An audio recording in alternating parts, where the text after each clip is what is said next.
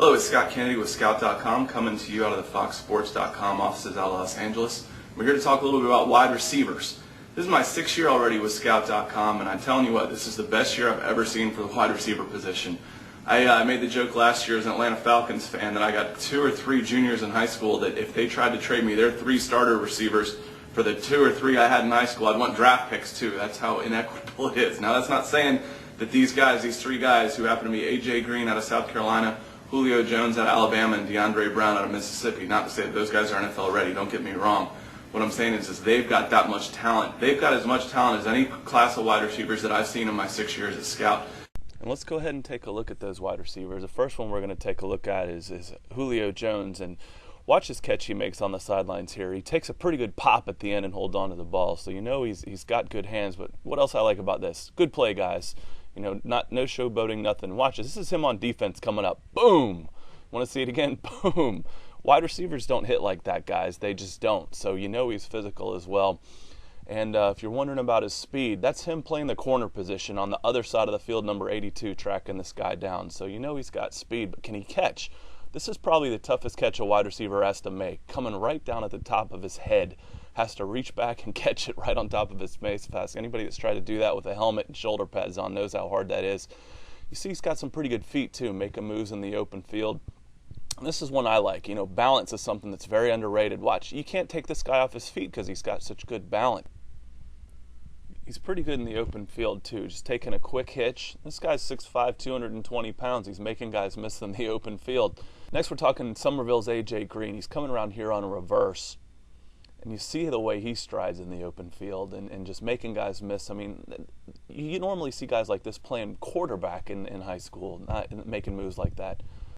Getting deep on the deep pass, just 3-4 yards behind the field. Watch this, right over the shoulder. Nice easy catch and then stride. Look at that long stride. You're not catching this guy in the open field once he gets accelerating. Do you think he's a deep threat? Well, when you can out-jump everybody, you can go deep. Here's that same catch that we were talking about Julio Jones that we see A.J. Green make. And the thing about this is we're only watching 3 different games on these 2 players so far. This is all in one game. Making that fade catch on the sidelines and hold on to the ball while he's taking a lick, so you know he's tough too.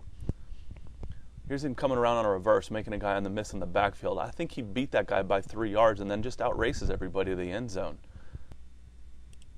This is probably my favorite play that I've seen on any of the wide receivers. This is why I like tall receivers. You got 2 guys in traffic waiting for the ball to come down, and the 6'4" guy just reaches up and takes it right out of their hands. That defensive back's waiting for the interception, and it just never gets there because the guy that's 6'4" reaches out and takes it right away from him. That's Somerville's A.J. Green. Moving on to DeAndre Brown of Ocean Springs. You can see he's the tallest of the bunch. We measured him at 6'6.5", and pushing 6'7" at the Scout.com combine. And he's probably not quite as polished as the other 2, but he's bigger than both of them and runs just as well. And his hands is what I like. You see him reach over his shoulder and catch that punt. It's not so much what he does after it, but he shows such strong hands. He's also a guy that can make some moves in the open field too. And this is 6'5", or 6'6" actually. Now watch this play. Do you think you can find other ways to use him? He's standing on his own 45 when he chucks this ball across the field and hits a guy in stride for a touchdown pass. Another benefit to big wide receivers, blocking. It always helps the running game to have big wide receivers. You see him on a crack back here, help spring his guy for a touchdown.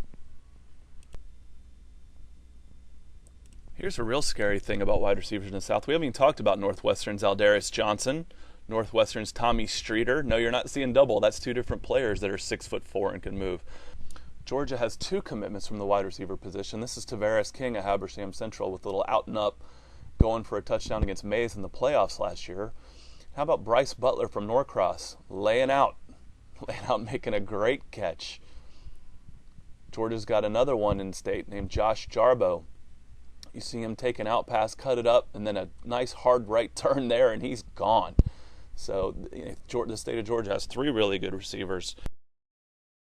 So I hope you enjoyed the look at the top wide receivers in the Southeast this year. Keep an eye on us this summer as we'll do more video features on some of the top players, not just in the South, but all around the country.